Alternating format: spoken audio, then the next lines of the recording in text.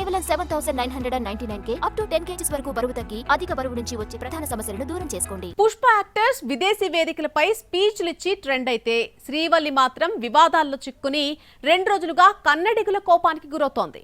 ఆమె cinema release అవుతున్నా అయినా ప్రతిసారి కాంట్రవర్సీలో చిక్కుకుంటూనే ఉంది. రష్మిక తాజాగా చేసుకున్నటువంటి రచ్చేంటి? కావాలనే నేషనల్ క్రష్ ఇలా మాట్లాడుతోందా? చదివితే ఉన్నమతి పోయిందన్నట్టుగా మారింది రష్మిక పరిస్థితి. బ్యాక్ టు బ్యాక్ హిట్స్ కొడుతూ జోరు మీదున్న రష్ టాప్ చైర్ పై ఎలా కూర్చోవాలన్న విషయంపై ఫోకస్ చేయకుండా వివాదాస్పద వ్యాఖ్యలతో నిత్యం కన్నడిగుల కోపానికి గురవుతోంది. ఏరి కోరి గొడవలు పెట్టుకుంటోంది. అసలే ఆమె ఏం మాట్లాడినా కయ్యానికి కాలు దువ్వాలని చూస్తున్న శాండిల్వుడ్ సినీ లవర్స్ కు మేడం చేస్తున్న వ్యాఖ్యలు కూడా వారినే టార్గెట్ చేస్తున్నట్టు ఉండడంతో బాగా హట్ అవుతున్నారు. సినిమాలు రిలీజ్ కు ముందైనా తర్వాతైనా నేషనల్ క్రష్ రచ్చ చేయాల్సిందే, లేకుంటే నిద్ర పట్టడం లేదు ఈ అమ్మడికి. ఇప్పటికే రిషబ్ శెట్టి, రక్షిత్ శెట్టితో ఉన్న పేచీలు చాలవని కొత్తవి క్రియేట్ చేసుకుంటోంది రష్మిక.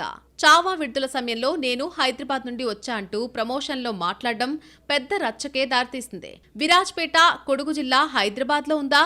సొంత ఇంటిని ఊరినే మర్చిపోయావా? సక్సెస్ వస్తే ఊరినే మార్చేస్తారా అంటూ ట్రోలింగ్ చేశారు కర్ణాటక ఆడియన్స్. సికిందర్ టైంలో కర్ణాటక ఫిల్మ్ ఫెస్టివల్ కు ఆహ్వానిస్తే రాలేదంటూ లోకల్ మంత్రి ఆమెపై విరుచుకుపడ్డాడు.